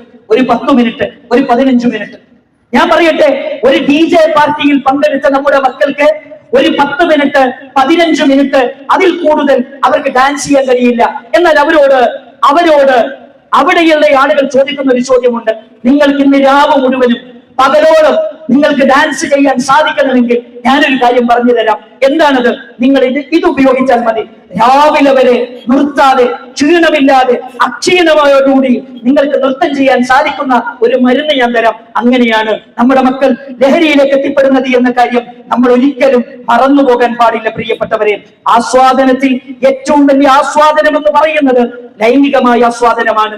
പുതിയ തലമുറയോട് പറയുന്നു, ലൈംഗികത എന്ന് പറയുന്ന ആസ്വാദനമില്ലേ, അത് മണിക്കൂറുകൾ നിങ്ങൾക്ക് ആസ്വദിക്കാൻ കഴിയണമെങ്കിൽ ഈ ലഹരി ഉപയോഗിച്ചാൽ മതി എന്നാണ് പുതിയ തലമുറയോട് പറഞ്ഞുകൊണ്ടിരിക്കുന്നത്. പുതിയ തലമുറ പറയുന്നു, അങ്ങനെ ഒരു ആസ്വാദനം ഞങ്ങൾക്ക് അതിലൂടെ ലഭിക്കുകയാണെങ്കിൽ ഞങ്ങൾ അത് ഉപയോഗിക്കാമെന്നാണ് പുതിയ തലമുറ പറഞ്ഞുകൊണ്ടിരിക്കുന്നത്. മാത്രമല്ല പ്രിയപ്പെട്ടവരെ, ഏറ്റവും പ്രധാനമായി എനിക്ക് ഓർമ്മപ്പെടുത്താനുള്ളത്, ലഹരി പൂക്കുന്നത് നമ്മുടെ ടെറഫുകളിലാണ്. പണ്ട് മഗ്‌രിബ് നിസ്കാരത്തോടുകൂടി, മഗ്‌രിബ് ബാങ്ക് കൊടുക്കുന്നതോടുകൂടി കളി അവസാനിപ്പിച്ച് എല്ലാവരും വീടുകളിലേക്ക്, പള്ളികളിലേക്ക് എത്തിയിരുന്ന ഒരു കാലമുണ്ടായിരുന്നു. പക്ഷേ എന്റെ പ്രിയപ്പെട്ടവരെ, എന്താണ് വെളിച്ചത്തിൽ കുടിച്ചു നിൽക്കുന്ന നമ്മുടെ ടെറഫിന്റെ സ്ഥിതി എന്താണ്? അവിടെ ഒന്നും രണ്ടുമല്ല കളി. രാത്രി തുടങ്ങിയ കളി രാവിലെ വരെ കളിയാണ്. ഈ രാവിലെ വരെ കളിക്കണമെങ്കിൽ 1 2 കളി കളിച്ച് ക്ഷീണിക്കുന്ന പ്രിയപ്പെട്ട കുട്ടികളോട് പറയുന്നു, രാവിലെ വരെ നിർത്താതെ, ക്ഷീണമില്ലാതെ നിങ്ങൾക്ക് കളിക്കണമെങ്കിൽ ഈ ലഹരി നിങ്ങൾ ഉപയോഗിച്ചുകൊള്ളൂ. അതാണ് പറയുന്നത്. ടെറഫുകളാണ് ലഹരിയുടെ ഏറ്റവും പ്രധാനപ്പെട്ട കേന്ദ്രങ്ങൾ എന്ന കാര്യം നമ്മൾ ഒരിക്കലും മറന്നു കളയരുത്. എന്റെ പ്രിയപ്പെട്ട സഹോദരങ്ങളെ, ഇവിടെയാണ് പുതിയ തലമുറയെ ചില കാര്യങ്ങൾ നമ്മൾ ബോധ്യപ്പെടുത്തേണ്ടത്. മാത്രമല്ല സഹോദരങ്ങളെ, ലഹരി വ്യാപിക്കാനുള്ള ഏറ്റവും പ്രധാനപ്പെട്ട ഒരു കാരണമെന്ന് പറയുന്നത്, നമ്മളെ പഠിപ്പിക്കുന്ന മറ്റൊരു കാരണമെന്ന് പറയുന്നത് അനുകരണ ഭ്രമം എന്നതാണ്. നിങ്ങൾ നോക്കൂ, നമ്മുടെ കുട്ടികൾ അവർ ഏറ്റവും കൂടുതൽ സമയം ചെലവഴിക്കുന്നത് അവരുടെ മൊബൈലുകളിലാണ്. അവരുടെ സ്ക്രീൻ ടൈം എന്ന് പറയുന്നത് 8 മണിക്കൂറും 9 മണിക്കൂറുമാണ്. അവർ സ്ക്രീനിലൂടെ ആരെയാണ് അവർ ഫോളോ ചെയ്തുകൊണ്ടിരിക്കുന്നത്? ആരെയാണ് അവർ കേട്ടുകൊണ്ടിരിക്കുന്നത്? ആരെയാണ് അവർ കണ്ടുകൊണ്ടിരിക്കുന്നത്? ആരെയാണ് അവർ വായിച്ചുകൊണ്ടിരിക്കുന്നത്? ആരെയാണ് അവർ ഫോളോ ചെയ്തുകൊണ്ടിരിക്കുന്നത്? കേരളത്തിലെ അറിയപ്പെട്ട സെലിബ്രിറ്റികളെയാണ് അവർ വായിച്ചുകൊണ്ടിരിക്കുന്നത്, കേട്ടുകൊണ്ടിരിക്കുന്നത്. സെലിബ്രിറ്റികൾ എന്താണ് ലോകത്തിന് നൽകുന്ന സന്ദേശം? ലഹരി എന്ന് പറയുന്നത് അത് നിയമവിധേയമാക്കണം എന്ന് പറയുന്ന സെലിബ്രിറ്റികളെയാണ് നമ്മുടെ മക്കൾ ഫോളോ ചെയ്തുകൊണ്ടിരിക്കുന്നത്. എന്നെ അത്ഭുതപ്പെടുത്തിയ ഒരു കാര്യമുണ്ട്. കേരളത്തിലെ അറിയപ്പെട്ട ഒരു സംവിധായകനുണ്ട്. ആ അറിയപ്പെട്ട സംവിധായകനോട് ഒരു ഇന്റർവ്യൂവിൽ വെച്ച് അദ്ദേഹത്തോട് ചോദിക്കുന്ന ഒരു ചോദ്യമുണ്ട്. എന്താണ് അദ്ദേഹത്തോട് ചോദിക്കുന്നത്? കുടുംബം എന്ന സംവിധാനത്തെ കുറിച്ച് നിങ്ങൾക്ക് എന്താണ് പറയാനുള്ളത്? അതിന് അദ്ദേഹം പറയുന്ന ഒരു മറുപടിയുണ്ട്. എന്താണ് അദ്ദേഹം പറയുന്ന മറുപടി? അദ്ദേഹം പറഞ്ഞത്, കുടുംബം എന്ന് പറയുന്ന സംവിധാനം വളരെ മോശപ്പെട്ട സംവിധാനമാണ്. ആളുകൾ ചോദിക്കുന്നു, അതെന്തുകൊണ്ടാണ് കുടുംബം എന്ന് പറയുന്ന സംവിധാനം വളരെ മോശപ്പെട്ട സംവിധാനമാണെന്ന് നിങ്ങൾ പറയാൻ കാരണം? പൂനൂരിലെ സഹോദരങ്ങളെ, ഇത് നിങ്ങൾ കേൾക്കണം, ഇത് നിങ്ങൾ മനസ്സിലാക്കണം. അതിന് അദ്ദേഹം പറയുന്ന മറുപടി എന്താണെന്ന് അറിയോ? ഞാനൊരു കൊല ചെയ്തു എന്ന് പറഞ്ഞാൽ, ഞാനൊരു കൊലപാതകം ചെയ്തു എന്ന് പറഞ്ഞാൽ എനിക്ക് ഉറപ്പുണ്ട്, 100%, 110% എനിക്ക് ഉറപ്പുണ്ട്, എന്റെ ഭാര്യ, എന്റെ മക്കൾ, എന്റെ കുടുംബം എന്റെ കൂടെ നിൽക്കുമെന്ന് എനിക്ക് ഉറപ്പുണ്ട്. പക്ഷേ ഞാനൊരു പെണ്ണുമായി അവിഹിതമായ ബന്ധമുണ്ട് എന്നറിഞ്ഞാൽ എന്റെ ഭാര്യ എന്റെ ചങ്കില് പിടിക്കും, എന്റെ കുടുംബം എനിക്കെതിരാകും, എന്റെ നാട് എനിക്കെതിരാകും. അവിഹിത ബന്ധത്തിന്, പരസ്ത്രീ ബന്ധത്തിന്, ഫ്രീ സെക്സിന് കുടുംബം എന്ന സംവിധാനം എതിരാണ്. അതുകൊണ്ട് കുടുംബം മോശമാണ്. ഇത് പറയുന്നവരാണ് നമ്മുടെ വളർന്നു വരുന്ന തലമുറ ഫോളോ ചെയ്തുകൊണ്ടിരിക്കുന്നത്. എങ്ങനെയാണ് നമ്മുടെ മക്കൾ ലഹരിയിലേക്ക് എത്തിപ്പെടാതിരിക്കുക എന്ന കാര്യം നമ്മൾ ഒരിക്കലും മറക്കരുത്. മാത്രമല്ല സഹോദരങ്ങളെ, ഇതിനെല്ലാമുള്ള ഏറ്റവും പ്രധാനപ്പെട്ട ഒരു പരിഹാരമുണ്ട്. എന്താണ് പരിഹാരം? എന്താണ് പരിഹാരം? പരിഹാരം പറയാൻ ഇവിടെ രാഷ്ട്രീയ നേതാക്കന്മാരുണ്ട്, മതസംഘടനകളുണ്ട്. ഇതെല്ലാം ഉണ്ടായിട്ടും എന്തുകൊണ്ടാണ് പ്രിയപ്പെട്ടവരെ പരിഹാരം സാധ്യമാകാത്തത്? ഓർമ്മയില്ലേ പ്രിയപ്പെട്ടവരെ? താമരശ്ശേരിയിലെ പ്രിയപ്പെട്ട കുഞ്ഞുമോന്റെ ദീനരോധനം നമ്മൾ കേട്ടതല്ലേ പ്രിയപ്പെട്ടവരെ? താമരശ്ശേരിയിലെ, ബാലുശ്ശേരിയിലെ ഈ ചുറ്റുഭാഗത്ത് പ്രിയപ്പെട്ട മാതാവിനെ കൊല ചെയ്ത ഒരു മകന്റെ വാർത്ത നമ്മൾ കേട്ടതല്ലേ പ്രിയപ്പെട്ടവരെ? സ്വന്തം മാതാവിനെയും സ്വന്തം കുടുംബത്തിലെ 5 പേരെ ക്രൂരമായി കൊല ചെയ്ത വെഞ്ഞാറമൂടുള്ള ഒരു ചെറുപ്പക്കാരന്റെ വാർത്ത നമ്മൾ വായിച്ചതല്ലേ പ്രിയപ്പെട്ടവരെ? എന്തുകൊണ്ടാണ് നന്മകൾ പറയാൻ, പ്രശ്നങ്ങൾ പരിഹരിക്കാൻ ഒരുപാട് സംഘടനകളും പ്രസ്ഥാനങ്ങളും രാഷ്ട്രീയ നേതാക്കന്മാരും സാംസ്കാരിക നായകന്മാരും ഒക്കെ ഉണ്ടായിട്ട് പോലും എന്താണ് പ്രശ്നങ്ങൾ അവസാനിക്കാത്തത്? ഇവിടെയാണ് ഏറ്റവും പ്രധാനപ്പെട്ട ഒരു കാര്യം നമ്മൾ മനസ്സിലാക്കേണ്ടത്. എന്തുകൊണ്ട് വ്യഭിചരിക്കരുത്? എന്തുകൊണ്ട് മദ്യപിക്കരുത്? എന്തുകൊണ്ട് അധർമ്മം ചെയ്തുകൂടാ? എന്തുകൊണ്ട് നന്മ ചെയ്യണം? ഈ ലക്ഷ്യം പഠിപ്പിക്കുന്നിടത്താണ് ഏറ്റവും പ്രധാനമെന്ന കാര്യം നമ്മൾ മറക്കരുത്. സഹോദരങ്ങളെ, ഈ അങ്ങാടിയിൽ വന്ന ഇവിടെ ഇരിക്കുന്ന എന്നെ കേൾക്കുന്ന ഓരോരുത്തർക്കും ഓരോ ലക്ഷ്യമുണ്ട്. ചില ആളുകൾ ബേക്കറിയിലേക്ക് വന്നതാണ്, ചില ആളുകൾ മരുന്ന് വാങ്ങാൻ വന്നതാണ്, വേറെ ചില ആളുകൾ പള്ളിയിലേക്ക് വന്നതാണ്. ഓരോരുത്തർക്കും ഓരോ ലക്ഷ്യമുണ്ട്. എന്നാൽ ഈ മനുഷ്യ ജീവിതത്തിന് ഒരു ലക്ഷ്യമുണ്ട്. എന്താണ് ഈ മനുഷ്യ ജീവിതത്തിന്റെ ലക്ഷ്യമെന്ന് നമ്മൾ ഓരോരുത്തരും തിരിച്ചറിയേണ്ടതുണ്ട്. ഈ ലോകത്തേക്ക് ഏകനായ സർവാധിനാഥനായ റബ്ബ് നമ്മെ സൃഷ്ടിച്ചത് എന്തിനാണ് സഹോദരങ്ങളെ? എന്തിനാണ് സൃഷ്ടിച്ചത്? പരിശുദ്ധ ഖുർആൻ പറയുന്നുണ്ട്, വമാ ഖലഖ്തുൽ ജിന്ന വൽ ഇൻസ ഇല്ലാ ലിയഅ്ബുദൂൻ. മനുഷ്യരെയും ജിന്നുകളെയും ഞാൻ സൃഷ്ടിച്ചിട്ടില്ല എന്നെ മാത്രം ആരാധിക്കുവാനല്ലാതെ. സഹോദരങ്ങളെ, ഈ ലോകത്ത് ജീവിക്കേണ്ടത് ഏകനായ സർവാധിനാഥനായ റബ്ബ് പറയുന്നത് പോലെ ജീവിച്ചാൽ മാത്രമാണ് ജീവിതത്തിൽ സ്വസ്ഥതയും ജീവിതത്തിൽ സമാധാനവും ജീവിതത്തിൽ സംതൃപ്തിയും നമുക്ക് ആസ്വദിക്കാൻ കഴിയുകയുള്ളൂ എന്നാണ് മനുഷ്യന്റെ മനസ്സിനെ സൃഷ്ടിച്ച ഏകനായ സർവാധിനാഥനായ റബ്ബ് നമ്മളെ പഠിപ്പിക്കുന്നത്. നിങ്ങൾ നോക്കൂ, ഒരു കുഞ്ഞു ഈ മൊബൈല് ഇത് എങ്ങനെ ഉപയോഗിച്ചാലാണ് ഏറ്റവും നല്ല ലൈഫ് ഈ മൊബൈലിന് കിട്ടുക എന്ന് ഇതിന്റെ കമ്പനി പറയുന്നുണ്ട്. എന്താണ് ഇതിന്റെ കമ്പനി പറയുന്നത് പോലെ ഉപയോഗിച്ചാലാണ്, ഇതിന്റെ കമ്പനി പറയുന്നത് പോലെ, ഇതിന്റെ നിർമ്മാതാക്കൾ പറയുന്നത് പോലെ ഉപയോഗിച്ചാൽ മാത്രമാണ് ഒരു നല്ല ലൈഫ് കിട്ടുകയുള്ളൂ. എന്നാൽ മനുഷ്യൻ എന്ന് പറയുന്ന മഹാശക്തിജാലത്തോട് ഏകനായ റബ്ബ് പറയുന്നുണ്ട്, സഹോദരങ്ങളെ, ജീവിതത്തിൽ സ്വസ്ഥതയും സമാധാനവും നമുക്ക് ലഭിക്കണമെങ്കിൽ ഏകനായ റബ്ബ് പറയുന്നത് പോലെ ജീവിക്കണം. പരിശുദ്ധ ഖുർആനിൽ അല്ലാഹു പറയുന്നുണ്ട്, ഫഇമ്മാ യഅതിയന്നകും മിന്നീ ഹുദാ ഫമൻ തബിഅ ഹുദായ ഫലാ ഖൗഫുൻ അലൈഹിം വലാ ഹും യഹ്സനൂൻ. എന്നിൽ നിന്ന് നിങ്ങൾക്ക് വല്ല മാർഗദർശനവും വന്നെത്തിക്കഴിഞ്ഞാൽ ആരാണോ എന്റെ മാർഗദർശനത്തെ പിൻപറ്റിക്കൊണ്ട് ജീവിക്കുന്നത് അവർക്ക് സമാധാനപൂർണമായ ജീവിതമുണ്ട്, അവർക്ക് സ്വസ്ഥത നിറഞ്ഞു നിൽക്കുന്ന ഒരു ജീവിതമുണ്ട് എന്ന് പരിശുദ്ധമായ ഖുർആൻ പറയുന്നു. നിങ്ങൾ നോക്കൂ, നിയമങ്ങളില്ലാത്ത ഒരു ലോകത്തെ കുറിച്ച് നിങ്ങൾ ചിന്തിച്ചിട്ടുണ്ടോ? എന്തായിരിക്കും അവസ്ഥ? നിയമങ്ങളില്ലാത്ത ഒരു റോഡിനെ കുറിച്ച് നിങ്ങൾ ചിന്തിച്ചിട്ടുണ്ടോ?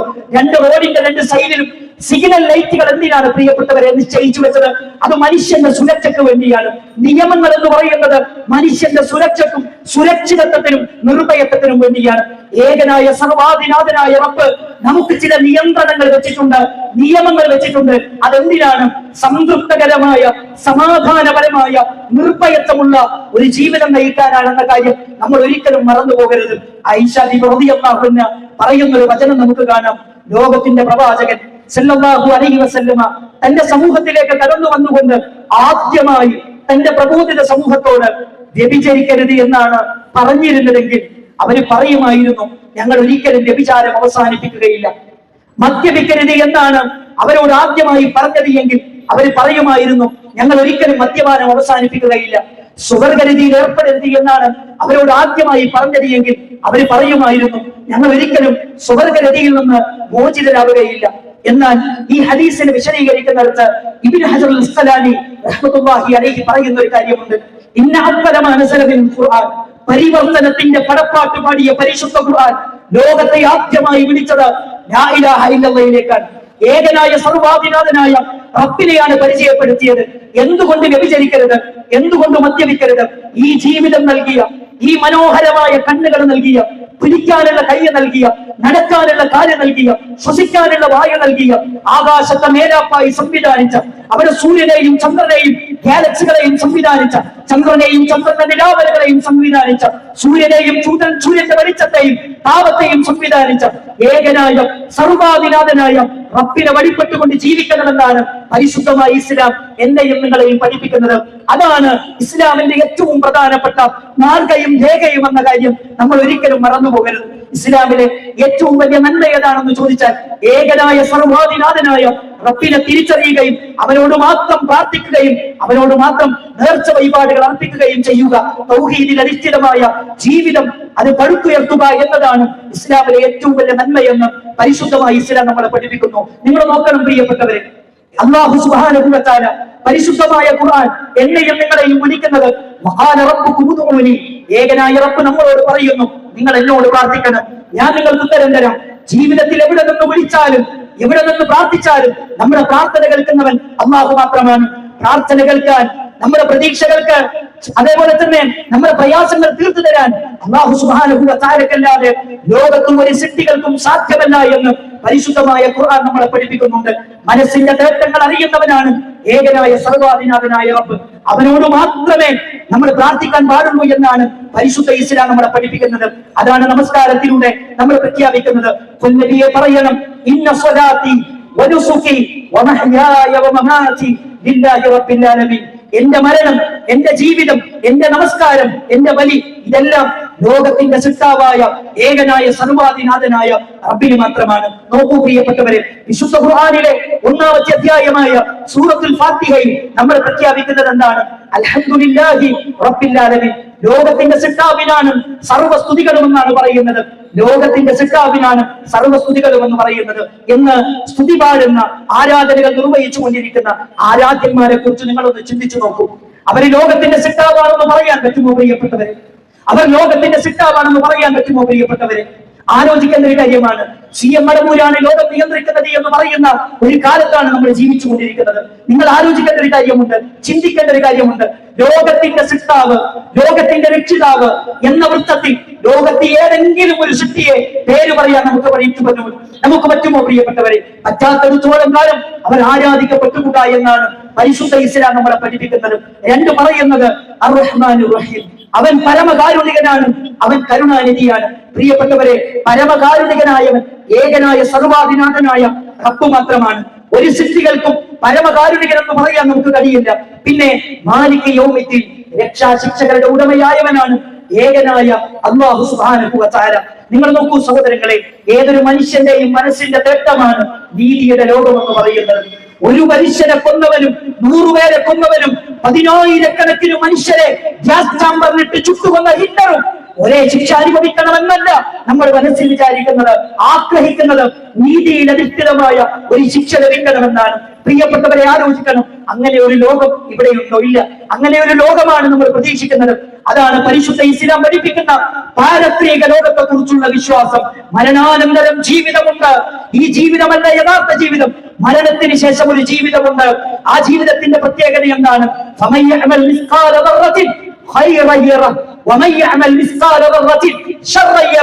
ഒരു അണുമണിത്തൂക്കം നന്മ ചെയ്താൽ അതവിടെ കാണും, ഒരു അണുമണിത്തൂക്കം തിന്മ ചെയ്താൽ അതവിടെ കാണുമെന്ന് പഠിപ്പിച്ചു പരിശുദ്ധമായ ഇസ്ലാം. നിങ്ങൾ നോക്കണം പ്രിയപ്പെട്ടവരെ, പൂച്ചക്ക് വെള്ളം നായക്ക് വെള്ളം കൊടുത്ത സഹോദരി സ്വർഗത്തിലാണെന്ന് പഠിപ്പിച്ച മതമാണ് പരിശുദ്ധമായ ഇസ്ലാം. പൂച്ചയെ ഭക്ഷണം കൊടുക്കാതെ കെട്ടിയിട്ട പെണ്ണ് നരകത്തിലാണെന്ന് പഠിപ്പിച്ച മതമാണ് പരിശുദ്ധമായ ഇസ്ലാം. കാരുണ്യത്തിന്റെ മതമാണ്, ധർമ്മത്തിന്റെ മതമാണ്, സാഹോദര്യത്തിന്റെ മതമാണ്, സഹവർത്തിത്വത്തിന്റെ മതമാണ് പരിശുദ്ധ ഇസ്ലാം എന്ന കാര്യം നമ്മൾ ഒരിക്കലും മറക്കരുത് പ്രിയപ്പെട്ടവരെ. പരിശുദ്ധ ഖുർആനിലേക്ക് തിരിച്ചു വരലല്ലാതെ ലോകത്ത് സമൂഹത്തെ സംസ്കരിക്കപ്പെടാൻ മറ്റൊരു മാർഗമില്ല പ്രിയപ്പെട്ടവരെ. നമ്മുടെ നാട്ടിൽ നടന്നുകൊണ്ടിരിക്കുന്ന തിന്മകളെ കുറിച്ച് നമ്മൾ ചിന്തിക്കുമ്പോൾ, തിന്മകൾ നമ്മൾ കണ്ടുകൊണ്ടിരിക്കുമ്പോൾ, ഇതെന്തൊരു ലോകമാണെന്ന്, ഇതെന്തൊരു ലോകമാണെന്ന്, ഇതെന്തൊരു പ്രശ്നമാണെന്ന് നമ്മൾ ആ നെടുവീർപ്പെടുന്നുവെങ്കിൽ ചിന്തിക്കേണ്ട ഒരു കാര്യമുണ്ട്. 14 നൂറ്റാണ്ടുകൾക്ക് മുമ്പ് ലോകത്തിന്റെ പ്രവാചകൻ, നമ്മുടെ കണ്ണിലെ കൃഷ്ണമണി പോലെ കാത്തു സൂക്ഷിക്കുന്ന നമ്മുടെ കരളിന്റെ കൃഷ്ണമായ മുഹമ്മദ് നബി കരീം സല്ലല്ലാഹു അലൈഹി വസല്ലമ കടന്നു വന്ന ഒരു സമൂഹമുണ്ട്. ആ സമൂഹത്തെ ചരിത്രകാരന്മാർ വിളിച്ചത് ഡാർക്ക് ഏജ് എന്നാണ്. ഡാർക്ക് ഏജ്, ഇരുണ്ട യുഗമെന്നാണ്.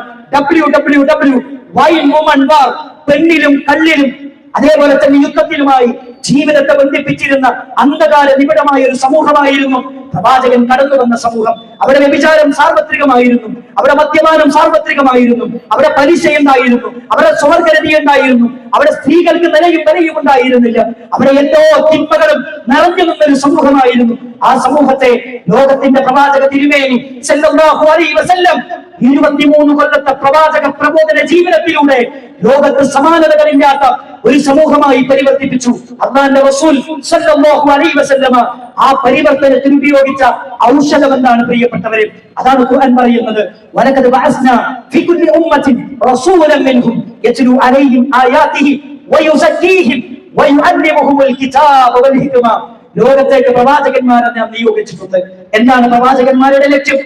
എന്താണ് പ്രവാചകന്മാരുടെ ലക്ഷ്യം? തസ്കിയത്താണ്. ശിർക്കിൽ നിന്ന് തൗഹീദിലേക്ക്, ബിദ്അത്തിൽ നിന്ന് സുന്നത്തിലേക്ക്, അന്ധകാരത്തിൽ നിന്ന് വെളിച്ചത്തിലേക്ക് സമൂഹത്തിനെ നയിക്കുക എന്നതാണ് പ്രവാചകന്മാരുടെ ഉത്തരവാദിത്തം എന്ന് പറയുന്നത്. ആ ഉത്തരവാദിത്തം അവർ നിർവഹിക്കേണ്ടത് എങ്ങനെയാണ്? യുഅല്ലിമുഹുൽ കിതാബ വൽ ഹിക്മ. പരിശുദ്ധ ഖുർആൻ അവരെ പഠിപ്പിക്കണം. അതിന്റെ വിശദീകരണമായ പ്രവാചക തിരുമേനി സല്ലല്ലാഹു അലൈഹി വസല്ലമയുടെ സുന്നത്തുകൾ ഇവിടെ പഠിപ്പിക്കേണ്ടതുണ്ട്. പരിശുദ്ധ ഖുർആനിലൂടെ മാത്രമേ പരിവർത്തനം സാധ്യമാവുകയുള്ളൂ എന്നാണ് പരിശുദ്ധമായ ഖുർആൻ നമ്മളെ പഠിപ്പിക്കുന്നത്. അതുകൊണ്ട് പ്രിയപ്പെട്ടവരെ, പരിശുദ്ധ ഖുർആനിലേക്ക് തിരിച്ചു വരവല്ലാതെ നമ്മുടെ നാട്ടിൽ പരിവർത്തനം സൃഷ്ടിക്കാൻ മറ്റൊന്നുകൊണ്ടും നമുക്ക് സാധ്യമല്ല. നിങ്ങൾ നോക്കണം, പ്രവാചകൻ സല്ലല്ലാഹു അലൈഹി വസല്ലമ കടന്നു വന്ന സമൂഹം കണ്ണിൽ ജീവിച്ചവരായിരുന്നു.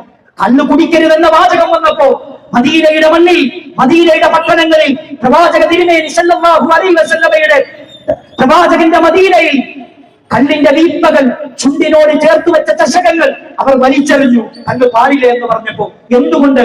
നമ്മൾ സൃഷ്ടിച്ച പരിപാലിക്കുന്ന സൃഷ്ടാവ് പറയുന്നു അത് കുടിക്കരുതെന്ന്, അത് ഹറാമാണെന്ന്. അതുകൊണ്ട് ഞാനിതാ എന്നെ സൃഷ്ടിച്ച, എനിക്ക് ജീവിതം നൽകിയ എന്റെ റബ്ബ് പാടില്ല എന്ന് പറഞ്ഞാൽ ഞാനിതാ ഇന്നു മുതൽ തീരുമാനിച്ചിരിക്കുന്നു, ഇനി ഞാനത് ഉപയോഗിക്കുകയില്ല.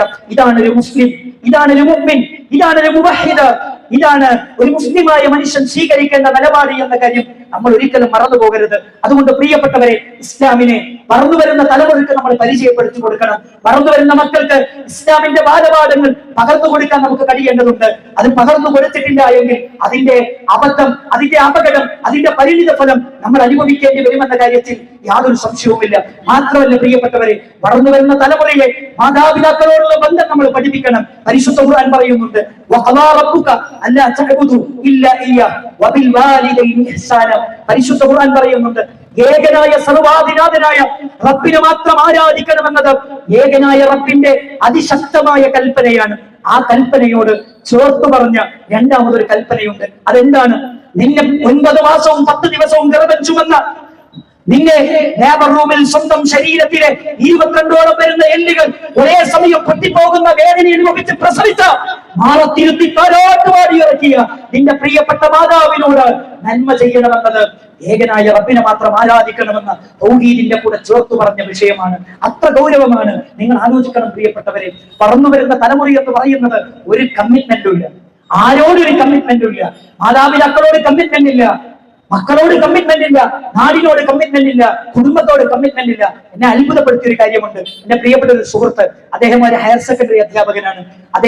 അദ്ദേഹത്തിന്റെ ഒരു NSSന്റെ ക്യാമ്പിൽ വെച്ച് പ്രിയപ്പെട്ട കുട്ടികൾ, ആൺകുട്ടികളും പെൺകുട്ടികളും ഇടപെടാൻ പറ്റാത്ത രൂപത്തിൽ അവരിടപെടുന്നത് കണ്ടപ്പോ ആൺകുട്ടികളോടും പെൺകുട്ടികളോടും അധ്യാപകൻ, ഒരു ഗുരു എന്ന് പറയുന്നത് വെളിച്ചം പകർന്നു കൊടുക്കുന്നവരാണ്. ആ ഗുരു പറയുന്ന ഒരു വാചകമുണ്ട്: മക്കളെ, ഒരിക്കലും അരുതായ്മകൾ നിങ്ങൾ ചെയ്യരുത്. അതും ഒരു അധ്യാപകന്റെ മുമ്പിൽ നിങ്ങൾ സൂക്ഷ്മതയും ശ്രദ്ധയും പാലിക്കണമെന്ന് ആ കുഞ്ഞു മക്കളോട്, ഹയർ സെക്കൻഡറിയിൽ പഠിക്കുന്ന കുഞ്ഞു മക്കളോട് പറഞ്ഞപ്പോ അവര് തിരിച്ച്, ആൺകുട്ടിയല്ല പെൺകുട്ടി, അധ്യാപകന്റെ മുഖത്ത് നോക്കി പറഞ്ഞൊരു വാചകമുണ്ട്: സാറിന്റെ പണിയെടുത്താൽ മതി, സാറ് ഞങ്ങളെ വാപ്പാന്റെ പണിയെടുക്കണ്ടാണ്. ഇതൊക്കെ തന്തവൈബാണെന്ന് പറയുന്ന ഒരു ലോകത്താണ് ജീവിച്ചു കൊണ്ടിരിക്കുന്നത് പ്രിയപ്പെട്ടവരെ. എന്നാണ് ഇത് തന്തവൈബായി മാറിയത്? എന്നാണ് പ്രിയപ്പെട്ട മാതാപിതാക്കളെ വിസ്മരിക്കുന്ന ഒരു കാലം നമ്മളിലേക്ക് കടന്നു വന്നത്? ഓർക്കണം പ്രിയപ്പെട്ട മക്കളെ, എന്റെ പ്രിയപ്പെട്ട രക്ഷിതാക്കളെ, ഇടക്കൊക്കെ മക്കളോട് നമ്മൾ സംസാരിക്കണം. ഇന്ന് നമ്മൾ അനുഭവിച്ചുകൊണ്ടിരിക്കുന്ന ഏറ്റവും വലിയ പ്രശ്നം എന്താ അറിയോ? പ്യൂബേർട്ടി സ്റ്റേജ് കഴിഞ്ഞ് അഡോളസൻസിലെത്തിയ കുട്ടികളോട് നമുക്ക് ഒരു ബന്ധമില്ല. മക്കളോട് സംസാരിക്കുന്ന ഉമ്മമാര് കുറഞ്ഞു, ബാപ്പമാര് കുറഞ്ഞു. ഉമ്മമാരും ഉപ്പമാരൊന്നും മക്കളോട് സംസാരിക്കുന്നില്ല, ഒരു ഡിസ്റ്റൻസ് കീപ്പ് ചെയ്യുന്നു. ഞാൻ ചോദിക്കട്ടെ, മുഹമ്മദ് മുസ്തഫ സല്ലല്ലാഹു അലൈഹി വസല്ലമയുടെ ചരിത്രം നമ്മൾ പഠിക്കണം. മനോഹരമാണ് ആ ചരിത്രം. പ്രവാചക തിരുമേനി സല്ലല്ലാഹു അലൈഹി വസല്ലമയുടെ സന്നിധിയിലേക്ക് ഒരു സഹാബി കടന്നു വന്നു, അഖറ ബിൻ ഹാരിസ് റളിയല്ലാഹു അൻഹു. പ്രവാചകന്റെ മുന്നിൽ തന്റെ പ്രിയപ്പെട്ട പേരമക്കളുണ്ട്, ഹസൻ ഹുസൈൻ റളിയല്ലാഹു അൻഹുമ. അവർ രണ്ടുപേരെയും പ്രവാചക തിരുമേനി സല്ലല്ലാഹു അലൈഹി വസല്ലമ മാറിലേക്ക് ചേർത്ത് വെച്ച് ചുംബനം നൽകുകയാണ്. ചുംബിക്കുന്നത് കണ്ടപ്പോ അഖറ ബിൻ ഹാരിസ് റളിയല്ലാഹു അൻഹു പ്രവാചകരോട് ചോദിക്കുന്ന ഒരു ചോദ്യമുണ്ട്: അല്ലാഹുവിന്റെ റസൂലേ, നിങ്ങൾ നിങ്ങളുടെ മക്കളെ ചുംബിക്കാറുണ്ടോ? നബി സല്ലല്ലാഹു അലൈഹി വസല്ലമ തിരിച്ചു പറഞ്ഞത്: നിന്റെ ഹൃദയത്തിൽ കാരുണ്യമില്ലാത്തതിന് ഞാൻ ഉത്തരവാദിയാണോ? നിന്റെ ഹൃദയത്തിൽ നിന്ന് കാരുണ്യം എടുത്തു കളഞ്ഞതിന് ഞാൻ ഉത്തരവാദിയാണോ? നിന്റെ ഹൃദയത്തിൽ കരുണയുണ്ടോ? നിന്റെ മക്കളെ നീ ചുംബിച്ചിരിക്കുമെന്ന് ലോകത്തിന്റെ പ്രവാചക തിരുമേനി സല്ലല്ലാഹു അലൈഹി വസല്ലം. ഇവിടെ ഇരിക്കുന്നവരോട്, പൂനൂരങ്ങാരിയിൽ നിന്ന് എന്നെ കേൾക്കുന്നവരോട്, സ്നേഹമെന്നത് അതൊരിക്കലും ഉള്ളിന്റെ ഉള്ളിൽ വെക്കാനുള്ളതല്ല. മക്കളോട് സ്നേഹം പ്രകടിപ്പിക്കണം, സ്നേഹം പ്രകടിപ്പിക്കണം. അവരെ ചേർത്തു പിടിക്കണം, അവരെ ഉമ്മ വെക്കാൻ നമുക്ക് കഴിയണം, അവർക്ക് ചുംബനം നൽകാൻ നമുക്ക് കഴിയണം. അത് കാരുണ്യത്തിന്റെ അടയാളമാണെന്ന് പഠിപ്പിച്ചു തന്നിട്ടുണ്ട് പ്രിയപ്പെട്ട റസൂലുള്ളാഹി സ്വല്ലല്ലാഹു അലൈഹി വസല്ലം. മാത്രമല്ല പ്രിയപ്പെട്ടവരെ, മാതാപിതാക്കളെ, പ്രിയപ്പെട്ട മക്കളോട് മാതാപിതാക്കളെ സ്നേഹിക്കാനും ആദരിക്കാനും ബഹുമാനിക്കാനും അറിയിക്കുന്ന പരിഗണന കൊടുക്കാനും എനിക്കും നിങ്ങൾക്കും സാധിക്കേണ്ടതുണ്ട്. നമ്മുടെ സ്വർഗം എന്ന് പറയുന്നത്, ഒരിക്കൽ പ്രവാചകന്റെ സന്നിധിയിലേക്ക് ഒരു സഹാബ വനിത ആയിഷ ബിബി റളിയല്ലാഹു അൻഹ, നമ്മുടെ പ്രിയപ്പെട്ട ഉമ്മ കടന്നു വന്നുകൊണ്ട് ചോദിക്കുന്ന ഒരു ചോദ്യമുണ്ട്: അല്ലാഹുവിന്റെ റസൂലേ, ഒരു പെണ്ണിന് ജീവിതത്തിൽ ഏറ്റവും ബന്ധമാരോടാണ്? മുഹമ്മദ് മുസ്തഫ സല്ലല്ലാഹു അലൈഹി വസല്ലം അതിന് പറഞ്ഞ മറുപടി: ഒരു പെണ്ണിന് ജീവിതത്തിൽ ഏറ്റവും ബന്ധം അവളുടെ ഭർത്താവിനോടാണ്. രണ്ടാമത് പ്രവാചകനോട് ചോദിക്കുന്ന ഒരു ചോദ്യമുണ്ട്: അല്ലാഹുവിന്റെ റസൂലേ, ഒരാണിന് ജീവിതത്തിൽ ഏറ്റവും ബന്ധമാരോടാണ്? നബി സല്ലല്ലാഹു അലൈഹി വസല്ലം പറഞ്ഞു: തന്റെ പ്രിയപ്പെട്ട മാതാവിനോടാണെന്ന് അല്ലാഹുവിന്റെ റസൂൽ സല്ലല്ലാഹു അലൈഹി വസല്ലം. എന്റെ ഭാര്യ പോലും എന്റെ ഉമ്മ കഴിഞ്ഞിട്ടാണെന്ന് പഠിപ്പിച്ച മതമാണ് പരിശുദ്ധമായ ഇസ്ലാം. എന്നിട്ടാണ് പ്രിയപ്പെട്ടവരെ സ്വന്തം മാതാവിനെ കൊല ചെയ്യാൻ മടികാണിക്കാത്ത ഒരു തലമുറ ഇവിടെ ഉണ്ടായത്. ഇത് പഠിപ്പിക്കണം ഈ തലമുറയെ, ഇത് ബോധ്യപ്പെടുത്തണം തലമുറയെ. എങ്ങനെയാണ് മതപഠനം നമ്മുടെ മക്കൾക്ക് ലഭിക്കുന്നുണ്ടോ പ്രിയപ്പെട്ടവരെ? ഇംഗ്ലീഷ് മീഡിയത്തിന്റെ കടന്നുകയറ്റം നമ്മുടെ മക്കളുടെ പല മേഖലകളിലുള്ള വിദ്യാഭ്യാസത്തെ തകർത്തു കളഞ്ഞിട്ടുണ്ട്, ധാർമ്മിക പഠനത്തെ ഇല്ലാതാക്കിയിട്ടുണ്ട്. ഞാൻ പറയുന്നത് അതൊന്നും വേണ്ട എന്നല്ല. ഭൗതിക വിദ്യാഭ്യാസം നമ്മുടെ മക്കൾക്ക് കൊടുക്കുന്നതോടൊപ്പം ധാർമ്മിക വിദ്യാഭ്യാസവും നമ്മുടെ മക്കൾക്ക് പകർന്നു കൊടുക്കാൻ കഴിയേണ്ടതുണ്ട്. ഇതാണ് പറയുന്നത്. മക്കൾക്ക് ഇടയ്ക്കിടയ്ക്ക് ദീന് പഠിപ്പിച്ചു കൊടുക്കാൻ, അവർക്ക് ബൂസ്റ്റ് ചെയ്ത് കൊടുക്കാനുള്ള മതപരമായ അറിവുകൾ, നമ്മൾ ഈമാനികമായ അറിവുകൾ നമ്മൾ അവർക്ക് പകർന്നു കൊടുക്കണം. അതിനാണ് വിസ്ഡം സ്റ്റുഡൻസ് മെയ് 11-ന് പെരിന്തൽമണ്ണയിൽ വെച്ച് പ്രൗഢമായ ഒരു സമ്മേളനം നടക്കുന്നത്. ഈ നാട്ടിലെ മുഴുവൻ ആളുകളോടും നമ്മുടെ മക്കളെ അതിൽ രജിസ്റ്റർ ചെയ്യണം, നിങ്ങളുടെ മക്കളെ അതിലേക്ക് കൊണ്ടുവരണം. അവിടെ നടക്കുന്നത് വൈജ്ഞാനികമായ, കുട്ടികളെ പഠിപ്പിക്കുന്ന, ദീൻ എന്താണെന്ന് പഠിപ്പിക്കുന്ന, ലിബറലിസം എന്താണെന്ന് പഠിപ്പിക്കുന്ന, കുട്ടികൾ അകപ്പെടുന്ന കുട്ടികൾ അകപ്പെടുന്ന എല്ലാവിധ അടിച്ചതകളിൽ നിന്നും അവരെങ്ങനെ രക്ഷപ്പെടുമെന്ന് വൈജ്ഞാനികമായി ചർച്ച ചെയ്യപ്പെടുന്ന ക്ലാസ്സുകളാണ്. അതിലേക്ക് നിങ്ങളുടെ മക്കളെ എത്തിക്കാൻ നിങ്ങൾ ഓരോരുത്തരും സന്നദ്ധരാകണമെന്നാണ് ഈ അവസരത്തിൽ എനിക്ക് ഓർമ്മപ്പെടുത്താനുള്ളത്. പ്രിയപ്പെട്ടവരെ, അവസാനിപ്പിക്കും മുമ്പ് ചില കാര്യങ്ങൾ കൂടെ ഓർമ്മപ്പെടുത്തട്ടെ. നമ്മുടെ മാതാപിതാക്കളെ നമ്മൾ സംരക്ഷിക്കണം, അവരെ നമ്മൾ സ്നേഹിക്കണം, എല്ലാ നന്മകളിലും നമ്മൾ ഉണ്ടാകണം, എല്ലാ നന്മകളിലും നമ്മൾ ഉണ്ടാകണം. പ്രിയപ്പെട്ട രക്ഷിതാക്കളെ, അവസാനമായി എനിക്ക് നിങ്ങളോട് പറയാനുള്ളത്, നമ്മുടെ മക്കളുടെ കൂട്ടുകാരാരാണെന്ന് നമ്മൾ പരിശോധിക്കേണ്ടതുണ്ട്. ഏറ്റവും കൂടുതൽ നമ്മുടെ മക്കൾ തിന്മകളിലേക്ക് എത്തിപ്പെടാൻ ഏറ്റവും പ്രധാനപ്പെട്ട കാരണം അവരുടെ കൂട്ടുകാരാണ്. അതുകൊണ്ട് നമ്മുടെ മക്കളുടെ കൂട്ടുകാരാരാണെന്ന് നമ്മൾ കൃത്യമായി അറിയേണ്ടതുണ്ട്. എന്നാൽ പല രക്ഷിതാക്കൾക്കും മക്കളുടെ കൂട്ടുകാരാരാണെന്ന് അറിയില്ല. മാത്രമല്ല, അവരുടെ കുടുംബത്തിന്റെ നമ്പർ നമ്മുടെ കൈകളിൽ വേണം, അവരുടെ നമ്പർ നമ്മുടെ കൈകളിലേക്ക് വേണം. കാരണം പലപ്പോഴും നമ്മളോട് വീട്ടിൽ നിന്ന് പറയുന്നത്, ഞാൻ എന്റെ കൂട്ടുകാരന്റെ അടുത്തേക്ക് പോവുകയാണ്, കൂട്ടുകാരൻ വിളിച്ചിട്ട് പോവുകയാണ്, കൂട്ടുകാരന്റെ വീട്ടിലാണ് താമസിക്കുന്നത് എന്നൊക്കെ പറഞ്ഞിട്ടാണ് നമ്മുടെ മക്കൾ വീട്ടിൽ നിന്ന് ഇറങ്ങുന്നത്. കൂട്ടുകാരന്റെ നമ്പർ നമ്മുടെ കയ്യിലുണ്ടെങ്കിൽ, കൂട്ടുകാരന്റെ മാതാപിതാക്കളുടെ നമ്പർ കയ്യിലുണ്ടെങ്കിൽ ആ പ്രശ്നങ്ങൾ പരിഹരിക്കപ്പെടും. അതുകൊണ്ട് പ്രിയപ്പെട്ടവരെ, നമ്മുടെ മക്കൾ എവിടെ പോകുന്നു എന്നത് വളരെ ഗൗരവതരമാണ്. ഏത് സമയത്താണ് വീട്ടിലേക്ക് തിരിച്ചു വരുന്നു എന്നത് വളരെ ഗൗരവതരമാണ്. അവരാരാധനകളുടെ കാര്യത്തിൽ അവർക്ക് എത്രത്തോളം കൃത്യതയും നിത്യതയും ഉണ്ട് എന്നത് വളരെ ഗൗരവതരമാണ്. നമ്മൾ പള്ളിയിലേക്ക് പോകുമ്പോൾ നമ്മുടെ മക്കളെ കൂടെ പള്ളിയിലേക്ക് കൊണ്ടുപോകാൻ നമുക്ക് കഴിയണം. എന്തൊക്കെ നന്മകളിൽ നമ്മളുണ്ടോ പ്രിയപ്പെട്ടവരെ, ആ നന്മകളിലെല്ലാം നമ്മുടെ മക്കളെ കൂടെ പങ്കുചേർക്കാൻ എന്റെ പ്രിയപ്പെട്ടവരെ നമുക്ക് സാധിക്കേണ്ടതുണ്ട്. ഏതൊക്കെ നന്മകളിൽ നമ്മളുണ്ടോ ആ നന്മകളിലൊക്കെയും നമ്മുടെ മക്കളെയും കൈപിടിച്ചു കൊണ്ടുപോകാൻ നമുക്ക് കഴിയേണ്ടതുണ്ട്. ഏറ്റവും പ്രധാനമായി നമ്മുടെ മക്കളെ കുറിച്ച് ആശങ്കപ്പെടുമ്പോൾ എന്റെ പ്രിയപ്പെട്ട രക്ഷിതാക്കളോട് ഏറ്റവും പ്രധാനമായി എനിക്ക് ഓർമ്മപ്പെടുത്താനുള്ളത്, നമ്മുടെ വീടുകളിലൊക്കെ ചെറിയ മക്കളുണ്ട്. അവർക്ക് വളർന്നു വരാൻ ആവശ്യമായ ഇസ്ലാമികമായ ഗാർഹിക അന്തരീക്ഷം നമ്മുടെ വീടുകളിൽ നമ്മൾ ചെയ്തു കൊടുക്കണം. നല്ലത് കേൾക്കാനും, നല്ലത് കാണാനും, നല്ലത് അറിയാനും, നല്ലത് മനസ്സിലാക്കാനും ഉള്ള അവസരം നമ്മുടെ വീടുകളിൽ ഉണ്ടാകണം. വളർന്നു വരുന്ന ചെറിയ കുട്ടികൾ എന്ന് പറയുന്നത് കുട്ടികളുടെ തലച്ചോറിൽ ന്യൂറോണുകളാണ്. ഈ ന്യൂറോണുകൾ പരസ്പരം ചേരുന്ന സ്ഥലത്തിന് പറയുന്ന പേരാണ് സിനാപ്സുകൾ എന്ന് പറയുന്നത്. കോടിക്കണക്കിന് സിനാപ്സുകൾ ഉണ്ടാകുന്ന സമയം ഒരു കുട്ടി ജനിച്ച് 3 വയസ്സിനിടയിലാണ്. ആ സമയത്ത് കുട്ടി എന്താണോ കേൾക്കുന്നത്, കുട്ടി എന്താണോ കാണുന്നത്, കുട്ടി എന്തിനാണോ സാക്ഷ്യം വഹിക്കുന്നത്, അതാണ് ഭാവിയിലെ കുട്ടി. നിങ്ങൾ ചിന്തിച്ചിട്ടുണ്ടോ പ്രിയപ്പെട്ടവരെ? ഡോക്ടറുടെ മകൻ ഡോക്ടറാകുന്നു, അധ്യാപകന്റെ മകൻ വലിയ വിദ്യാസമ്പന്നനാകുന്നു. കാരണം അവൻ വളരെ ചെറുപ്പത്തിലെ കാണുന്നതും കേൾക്കുന്നതും അറിയുന്നതും വാപ്പ പഠിക്കുന്നതും മനനം ചെയ്യുന്നതും ചിന്തിക്കുന്നതും വായിക്കുന്നതുമാണ്. ഇങ്ങനെ ഒരു സാഹചര്യം എന്റെയും നിങ്ങളുടെയും വീട്ടിലുണ്ടെങ്കിൽ നമ്മുടെ വളർന്നു വരുന്ന തലമുറ നന്നാകുമെന്ന കാര്യത്തിൽ യാതൊരു സംശയവുമില്ല. അതുകൊണ്ട് പ്രിയപ്പെട്ടവരെ, നമ്മുടെ വീട് ഇസ്ലാമികമായ ഗൃഹാന്തരീക്ഷം സൃഷ്ടിക്കാൻ നമുക്ക് കഴിയണം. നമ്മുടെ വീട്ടിൽ നിന്നും മനുഷ്യനെ വഴിതെറ്റിക്കുന്ന, മനുഷ്യരെ ലിബറൽ കാഴ്ചപ്പാടിലേക്ക് തള്ളിയിടുന്ന സിനിമയും സീരിയലുകളും ഇത്തരം വൃത്തികെട്ട ഫിലിമുകളും നമ്മുടെ വീടുകളിൽ വേണ്ട എന്ന് തീരുമാനിക്കാൻ എന്റെ പ്രിയപ്പെട്ടവരെ നമുക്ക് സാധിക്കേണ്ടതുണ്ട്. ഇവരെല്ലാം നമ്മളെ നയിക്കുന്നത് ഇവരെല്ലാം നമ്മളെ വിളിക്കുന്നത് അധർമ്മത്തിലേക്കും അസ്വസ്ഥതകളിലേക്കും മാത്രമാണ് എന്ന് തിരിച്ചറിവ് നമുക്ക് ഉണ്ടാകണം. അതുകൊണ്ടാണ് പരിശുദ്ധ ഖുർആൻ പറയുന്നത്, നിങ്ങളുടെ ജീവിതത്തിലേക്ക് തിരിച്ചു വരണം, പരിശുദ്ധ ഖുർആനിലേക്ക് തിരിച്ചു വരണം. പരിശുദ്ധ ഖുർആനിന്റെ വ്യക്തി ജീവിതം, കുടുംബ ജീവിതം, സാമൂഹ്യ ജീവിതം നെഞ്ചോട് ചേർത്ത് വെച്ചാൽ വ്യക്തി ജീവിതത്തിലും കുടുംബ ജീവിതത്തിലും സാമൂഹ്യ ജീവിതത്തിലും നിങ്ങൾക്ക് സ്വസ്ഥതയും സമാധാനവും ലഭിക്കുമെന്ന കാര്യത്തിൽ യാതൊരു സംശയവുമില്ല. മാത്രമല്ല പ്രിയപ്പെട്ടവരെ, ലഹരിയെ കുറിച്ച് പറയുന്നിടത്ത് ഒരു കാര്യം കൂടെ പറഞ്ഞിട്ടില്ലെങ്കിൽ ഈ പ്രസംഗം പൂർണ്ണമാവുകയില്ല. ലഹരി ഉപയോഗിക്കുന്നവരോട് പരിശുദ്ധ ഖുർആൻ പറയുന്ന ഏറ്റവും പ്രധാനപ്പെട്ട ഒരു കാര്യമുണ്ട്. ലഹരി ഉപയോഗിക്കുന്നവരെ പറ്റി പ്രവാചക തിരുമേനി സല്ലല്ലാഹു അലൈഹി വസല്ലമ പറയുന്നത്, ലഹരി എന്ന് പറയുന്ന പദത്തിന് ഖുർആൻ പ്രയോഗിച്ച പ്രയോഗം എന്ന് പറയുന്നത് ഹംറ് എന്നാണ്. ഹംറ് എന്ന് പറഞ്ഞാൽ മാ ഹാമറൽ അഖ്ലു, ബുദ്ധിയെ മറച്ചു കളയുന്നത് എന്നാണ്. മനുഷ്യന്റെ ബുദ്ധിയെ മറച്ചു കളയുന്നതാണ് ലഹരി എന്ന കാര്യം നമ്മൾ ഒരിക്കലും മറക്കരുത് പ്രിയപ്പെട്ടവരെ. അതുകൊണ്ടാണ് പ്രവാചക തിരുമേനി സല്ലല്ലാഹു അലൈഹി വസല്ലമ പറഞ്ഞത്, ലഹരി ഉപയോഗിക്കുന്നവരെ പറ്റി അല്ലാഹുവിന്റെ റസൂൽ പറഞ്ഞത്, ആരെങ്കിലും അത് കുടിച്ചാൽ വകഅല ഉമ്മിഹി വഖാലതിഹി വഅമ്മതിഹി, സ്വന്തം മാതാവിനെ വ്യഭിചരിച്ചവനെ പോലെയാണ്. എന്റെ പ്രിയപ്പെട്ട പൂനൂരിലെ സഹോദരന്മാരെ, മദ്യപിച്ചവൻ, ലഹരി ഉപയോഗിച്ചവൻ സ്വന്തം മാതാവിനെ വ്യഭിചരിച്ചവനെ പോലെ എന്ന് മുഹമ്മദ് മുസ്തഫ സല്ലല്ലാഹു അലൈഹി വസല്ലമ നമ്മളെ പഠിപ്പിക്കുന്നു. പ്രിയപ്പെട്ട പിതാവിന്റെ സഹോദരിയെ വ്യഭിചരിച്ചവനെ പോലെയാണ്, പ്രിയപ്പെട്ട മാതാവിന്റെ സഹോദരിയെ വ്യഭിചരിച്ചവനെ പോലെ എന്നാണ് മുഹമ്മദ് മുസ്തഫ സല്ലല്ലാഹു അലൈഹി വസല്ലമ എന്നെയും നിങ്ങളെയും പഠിപ്പിക്കുന്നത്. മാത്രമല്ല പ്രവാചക തിരുമേനി സല്ലല്ലാഹു അലൈഹി വസല്ലമ പറഞ്ഞു, സകല തിന്മകളുടെയും താക്കോൽ എന്ന് പറയുന്നത് അത് ലഹരിയാണ്. നിങ്ങൾ മദ്യപിക്കരുത്, എല്ലാ തിന്മകളുടെയും താക്കോലാണ് ലഹരി എന്ന് മുഹമ്മദ് മുസ്തഫ സല്ലല്ലാഹു അലൈഹി വസല്ലം. നിങ്ങൾ നോക്കൂ പ്രിയപ്പെട്ടവരെ, ഏത് തിന്മ ചെയ്യാനും നിങ്ങൾ നോക്കൂ, ഈ അടുത്ത് നടന്ന ഏതൊക്കെ കൊലപാതകങ്ങളുണ്ടോ, ഏതൊക്കെ ദുരന്തങ്ങളുണ്ടോ, അതിന്റെയൊക്കെ പിന്നിലും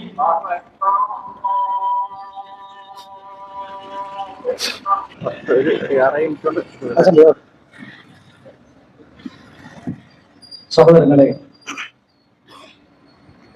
ലഹരി ഉപയോഗത്തിലൂടെ പാരത്രിക ലോകത്ത് അനുഭവിക്കാനിരിക്കുന്ന അപകടങ്ങളെ കുറിച്ച് പ്രവാചക തിരുമേനി സല്ലല്ലാഹു അലൈഹി വസല്ലമ വളരെ വ്യക്തമായി നമ്മൾ പഠിപ്പിച്ചിട്ടുണ്ട്. മദ്യവുമായി ബന്ധപ്പെട്ടുകൊണ്ട് 10 വിഭാഗം ആളുകളെ ശപിച്ചു എന്ന് മദ്യം വാറ്റുന്നവനും മദ്യം കുടിക്കുന്നവനും മദ്യം വിൽക്കുന്നവനും അത് കുടിപ്പിക്കുന്നവനും ഒക്കെ അതിൽ ശിക്ഷ അനുഭവിക്കേണ്ടി വരുമെന്ന് പ്രവാചക തിരുമേനി സല്ലല്ലാഹു അലൈഹി വസല്ലമ നമ്മളെ പഠിപ്പിക്കുമ്പോൾ പലപ്പോഴും ഇതിന്റെ പ്രചാരകരും ഇതിന്റെ വിൽപ്പനക്കാരും നമ്മളൊക്കെ ആയിത്തീരുന്നുണ്ടോ എന്ന കാര്യം ഗൗരവതലത്തിൽ നമ്മൾ ചിന്തിക്കേണ്ട ഒരു കാര്യമാണ്. മാത്രമല്ല സഹോദരങ്ങളെ, പ്രവാചക തിരുമേനി സല്ലല്ലാഹു അലൈഹി വസല്ലമ നമ്മളെ പഠിപ്പിക്കുന്ന ഒരു കാര്യമുണ്ട്. മദ്യം എന്ന് പറയുന്നത് സകല തിന്മകളുടെയും മാതാവാണ്. എന്നിട്ട് പ്രവാചകൻ പറയുന്നുണ്ട്, മദ്യം കുടിക്കുന്ന ഒരു മനുഷ്യനെ സംബന്ധിച്ചിടത്തോളം അവന്റെ 40 ദിവസത്തെ നമസ്കാരം അല്ലാഹു സ്വീകരിക്കുകയില്ല. 40 ദിവസത്തെ നമസ്കാരം അല്ലാഹു സ്വീകരിക്കുകയില്ല. എന്നിട്ട് പ്രവാചക തിരുമേനി സല്ലല്ലാഹു അലൈഹി വസല്ലം പറയുന്നത്, മദ്യം വയറ്റിലുണ്ടായിരിക്കെ, ലഹരി വയറ്റിലുണ്ടായിരിക്കെ ഒരാൾ മരണപ്പെടുകയാണെങ്കിൽ അവന്റെ മരണം ജാഹിലിയത്തിന്റെ മരണമാണ്, അവന്റെ മരണം മുസ്ലിമിന്റെ മരണമല്ല എന്ന് പ്രവാചക തിരുമേനി സല്ലല്ലാഹു അലൈഹി വസല്ലം. കേരളത്തിലെ ഏറ്റവും കൂടുതൽ ആക്സിഡന്റ് നടക്കുന്ന സമയം എന്ന് പറയുന്നത് 3 മണിയുടെയും 7 മണിയുടെയും ഇടയിലാണ്. കേരളത്തിലെ അറിയപ്പെട്ട ഹോസ്പിറ്റലുകളുടെ കാഷ്വാലിറ്റികളിലേക്ക് വരുന്ന ആക്സിഡന്റ് കേസുകളിൽ 60% ലഹരി ഉപയോഗിച്ചവരാണ്.